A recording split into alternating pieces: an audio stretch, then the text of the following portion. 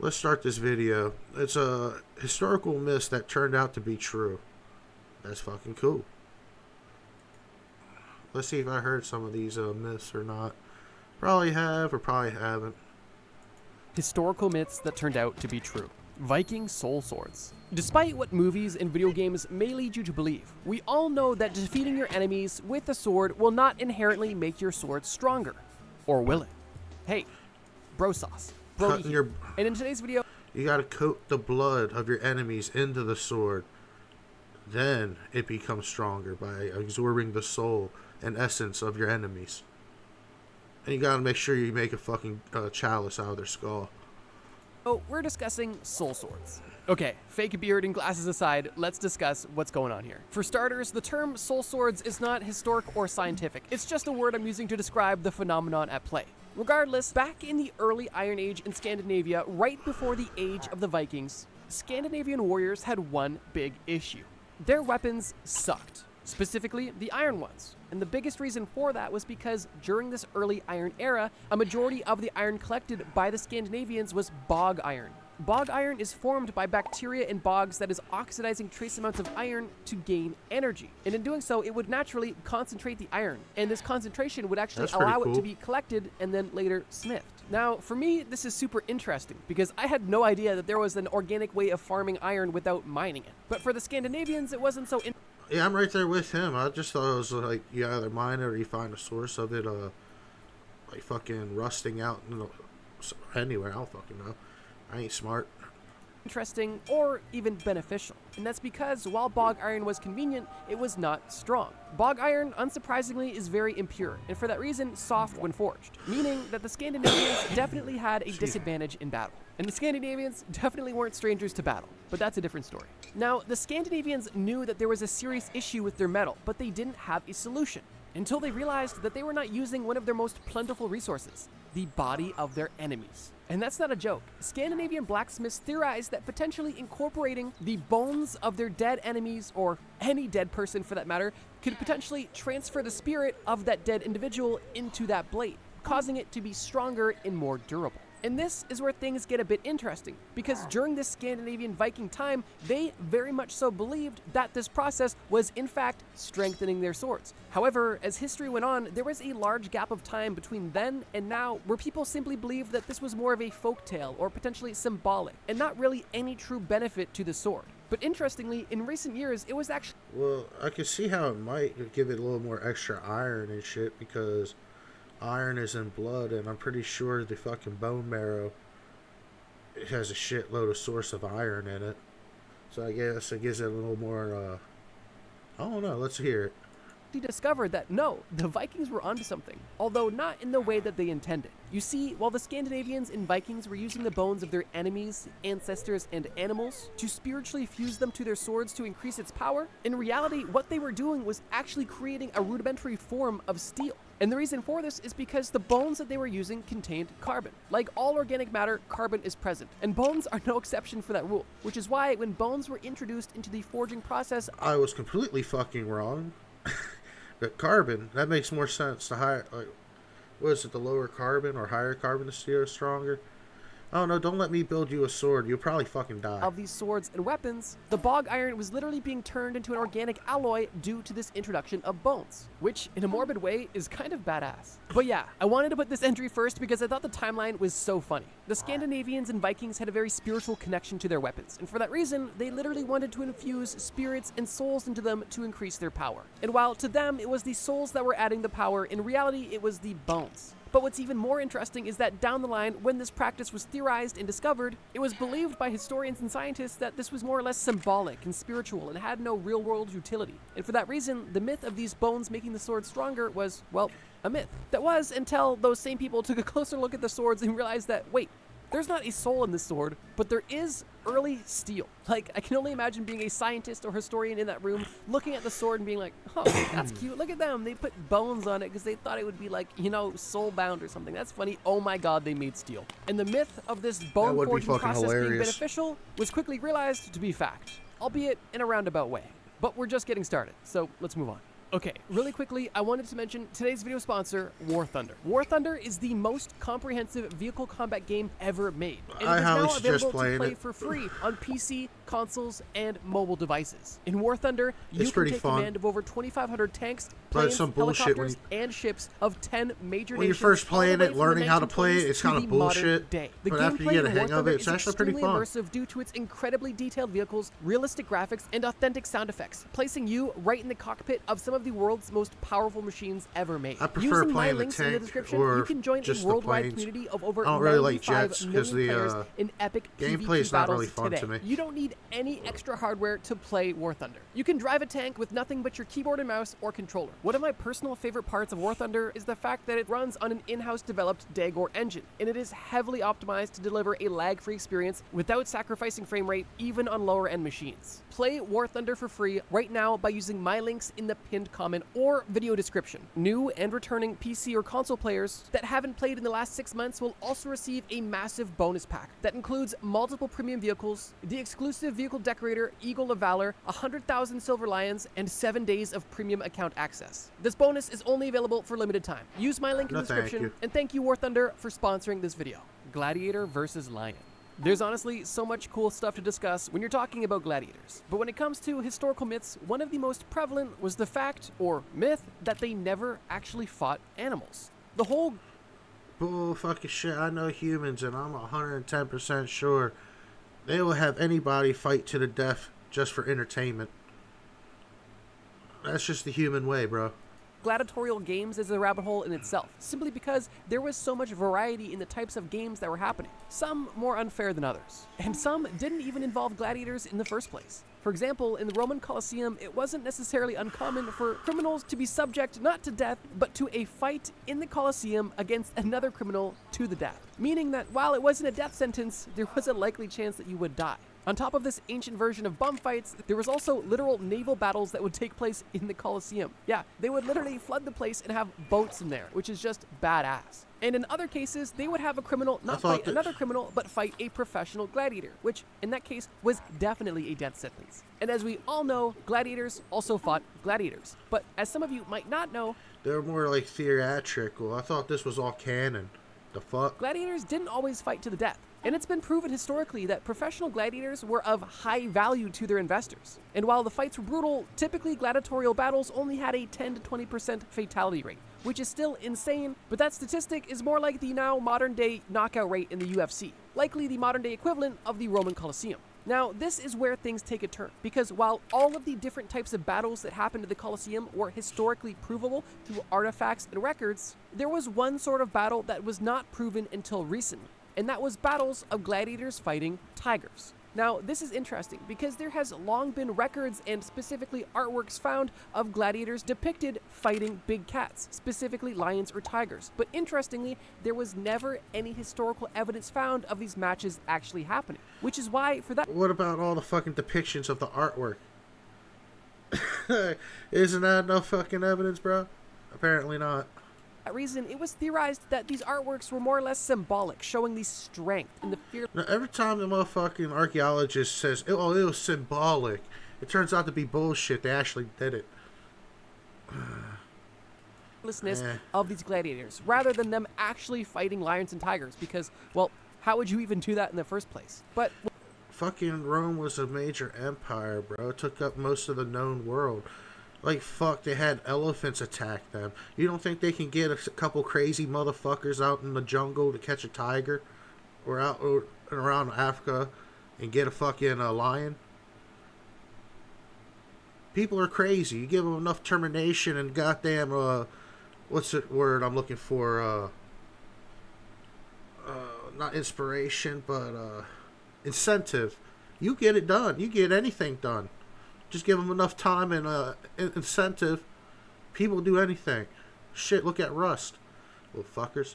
When you remember that you're discussing people that literally fit boats into the Colosseum, it's not hard to imagine they would find a way to get tigers involved as well. Although, I guess that thought wasn't in the mind of historians and archaeologists at the time. Because while I'm sure they thought it was possible, they had... Well...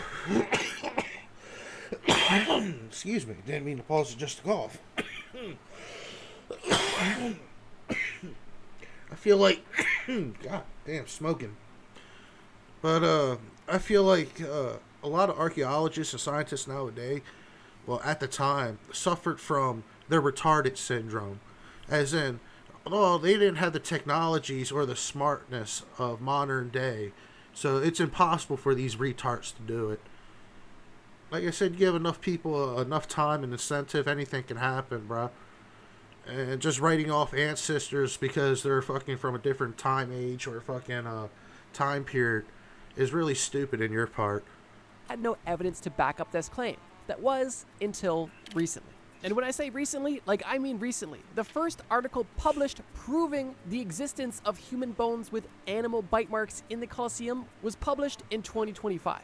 Although in this article it is stated that these bones were collected in the early 2000s. Unsurprisingly, the publishing of this article was significant because for the first time ever we had genuine proof of animals fighting gladiators in the Colosseum, which is kind of surprising considering how much art there was depicting it. But I guess if this was so rare and so special back then, it's not hard to imagine why there would be so much art about it because, well, it was significant. Just think about it in a modern context. Nobody takes pictures of regular stuff. You only take pictures of important or significant things. Regardless, yeah. Goatsy. Goatsy, bro. If you don't know what goatsy is, fucking bless your heart. If you do, I'm sorry. People take picture of any goddamn thing nowadays, bro. I'm pretty sure I could find a picture of a wet wall. Like a wet paint wall, just in the middle of drying. For the longest time, it was believed that while gladiators and the whole gladiatorial games in the Colosseum... And you think fucking great aunt sister ain't gonna do the same stupid shit? I'm pretty sure they have someone drew a dick pic on somebody's wall in like ancient Rome or fucking Egypt.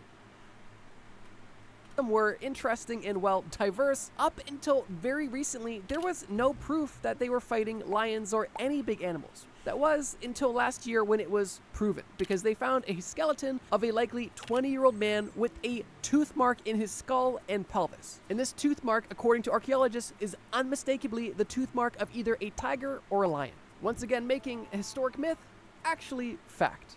The mythical gorilla. If I were to describe a mythical creature to you that was tall, hairy, muscular, and had big teeth, what would you assume I was talking about? Maybe Bigfoot? Maybe Sasquatch? Maybe even a woolly mammoth? But what if I were to tell you that the mythical creature I was describing was actually a gorilla?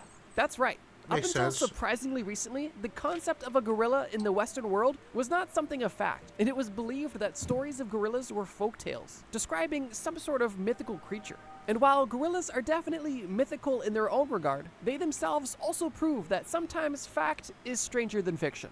Let me explain. Now, it's important to note that gorillas obviously were known to people who lived around them. Anybody who lived in the area where gorillas were native were not shocked by them existing. They were simply a creature in their habitat. They were neighbors, essentially. Although, in the Western world, gorillas were something that could not even be fathomed, which is once again why they were presumed to be mythical rather than potentially something unseen. The age of great exploration. Didn't one of the Rothschilds fucking die?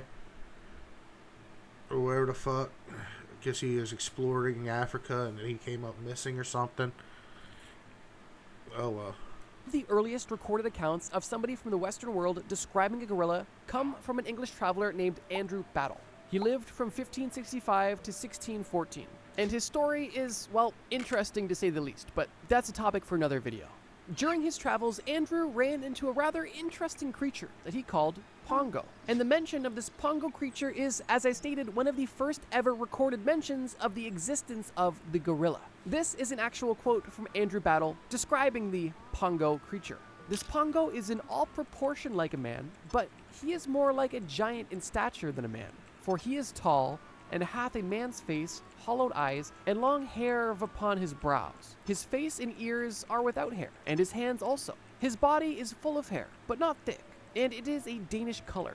He goeth a ways upon his legs, and carries his hands clasped on the nape of the neck. When he goeth upon the ground, they go many together, and kill many that trail in the woods. Those Pongo are never taken alive, because they are so strong, that 10 men cannot hold one of them.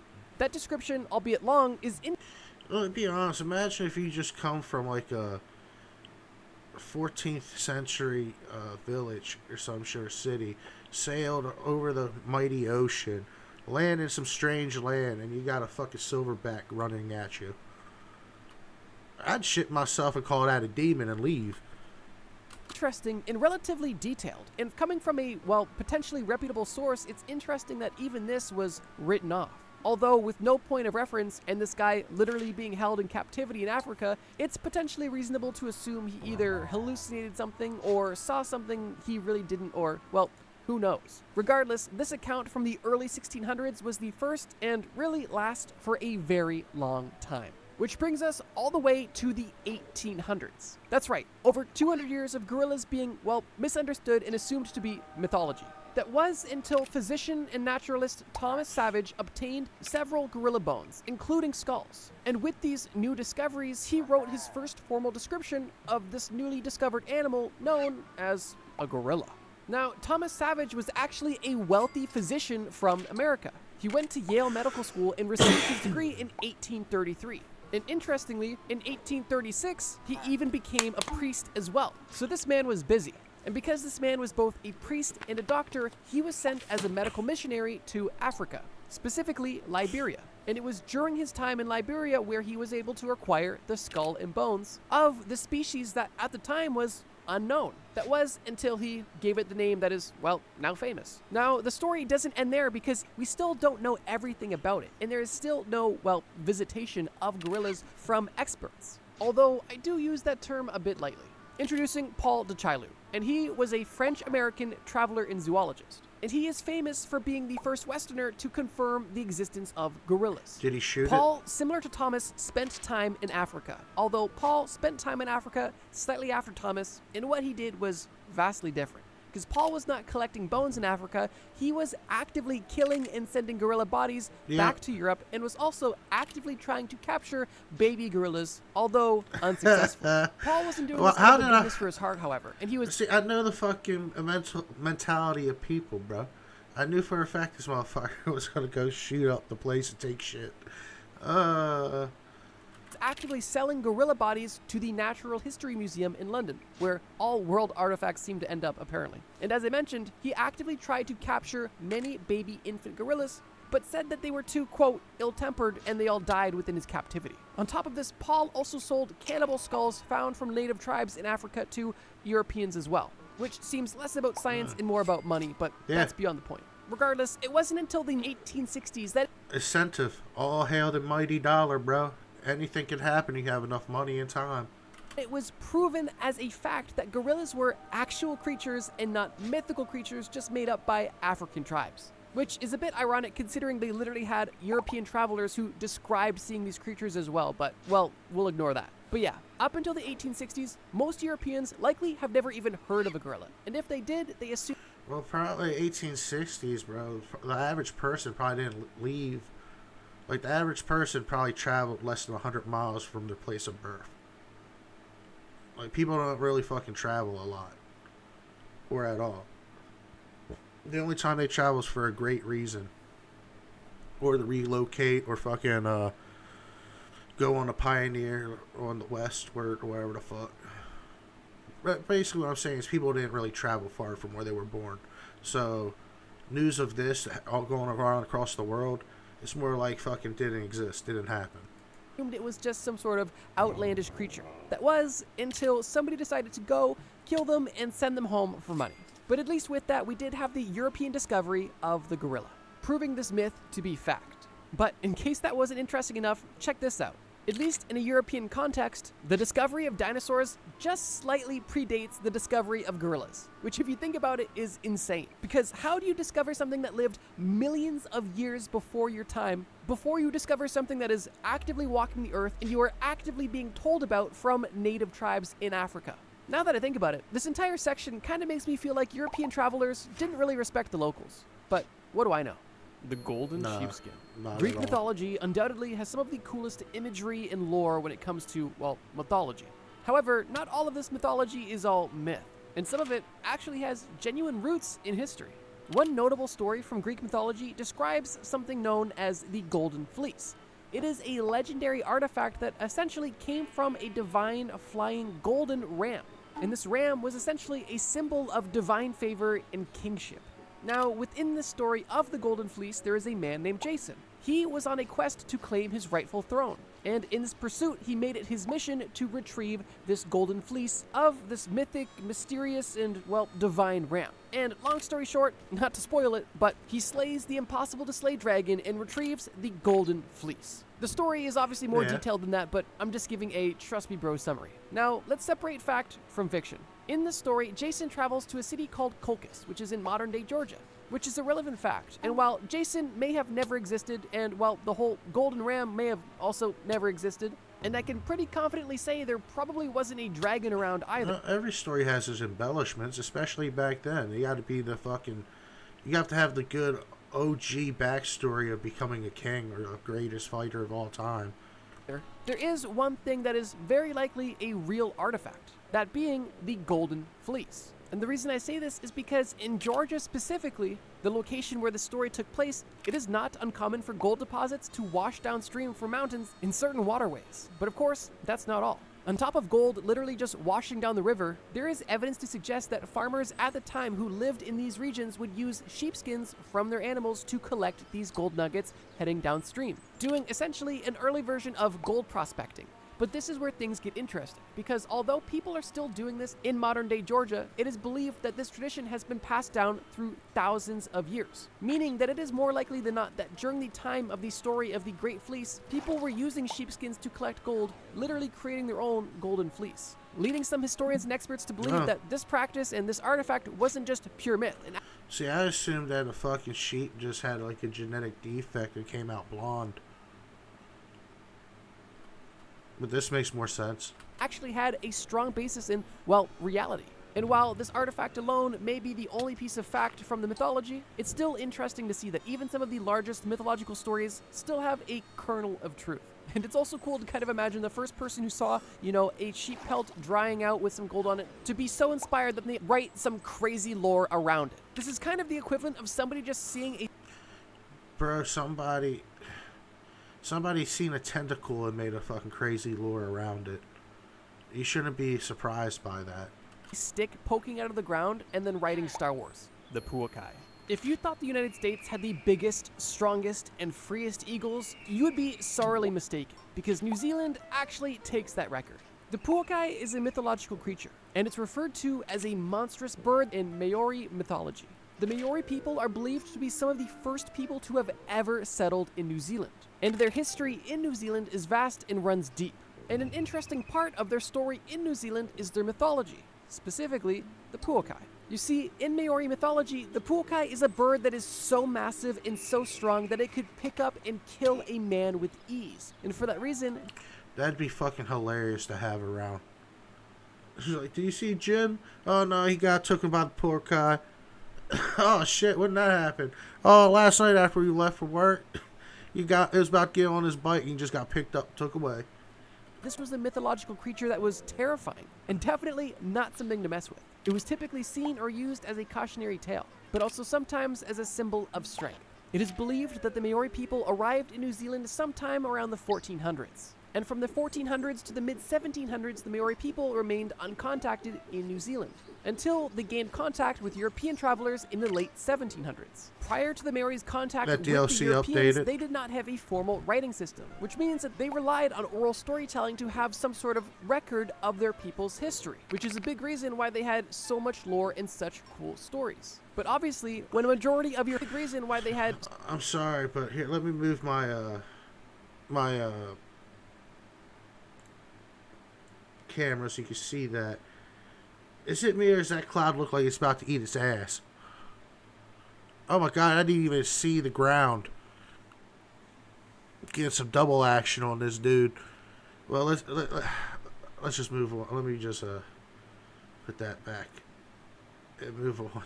So much lore and such cool stories. But obviously, when a majority of your historical records come from oral accounts, you're basically playing a big game of telephone, and it's hard to tell fact from fiction. And such is the case with the Puakai, because for many, the existence of the Puakai seems, well, too crazy to be true, not only to the Europeans, but also to younger Maori generations. Regardless, that didn't stop the Maori people from continuing the traditions and telling the story of the Puakai. But that doesn't mean that they never existed. Enter the Haast eagle.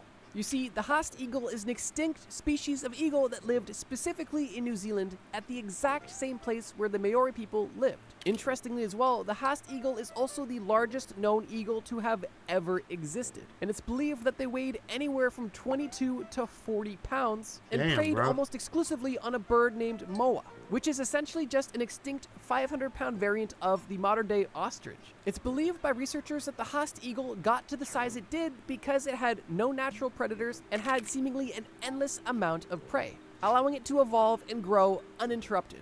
That was until some people came to the island of New Zealand, specifically the Maori people. You see, it's believed that the Haast eagle officially went... It probably fucking attacked their children and took some of their kids. So they just went out and hunted the fuck out of them and killed them all off.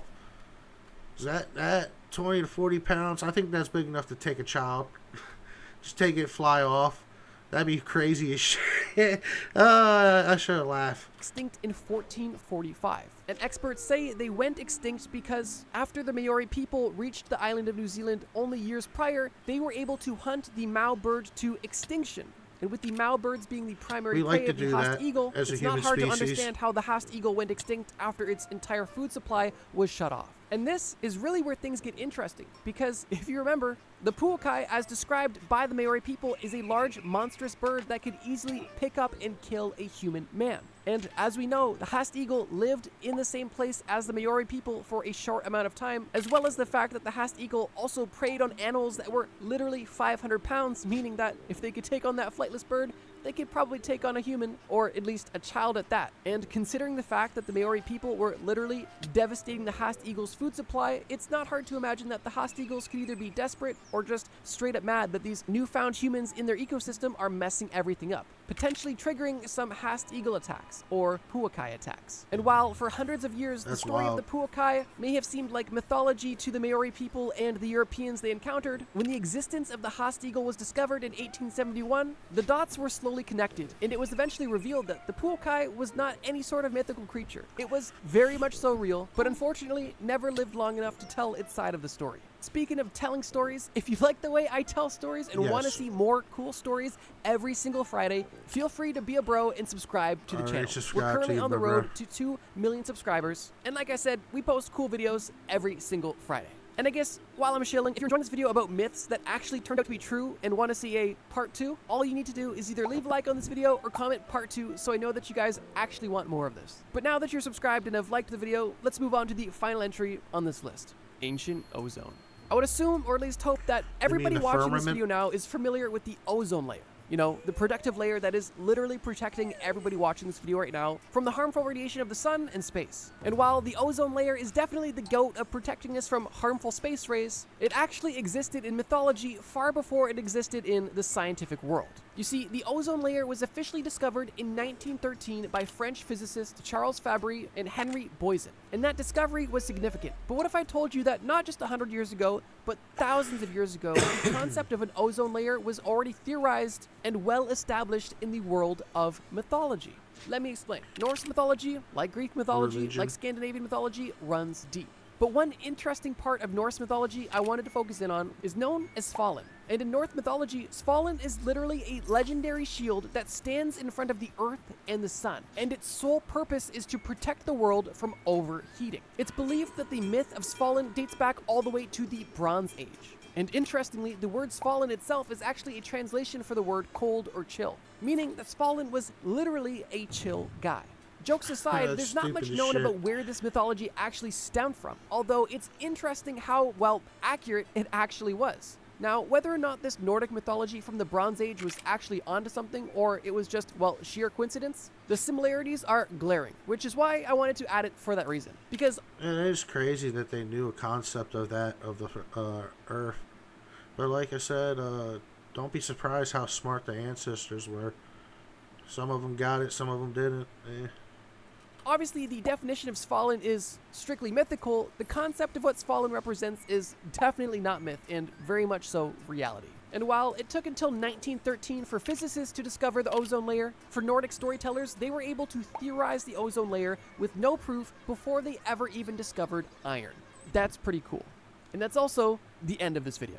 If you guys enjoyed this video about myths that actually turned out to be true, check out the video on screen right now. It's a video about things that you probably believe that are actually not true. And it's the direct opposite of this video. It's actually part of a whole 3-part series, and all of those episodes are great. You're gonna love it. Once again, huge shout out to War Thunder for sponsoring this video. If you've never played before, or at least haven't played in the last 6 months, use my links in the pinned comment or description to get massive bonuses when you play for free. Thank you guys so much for watching this video. And as always, trust me, bro.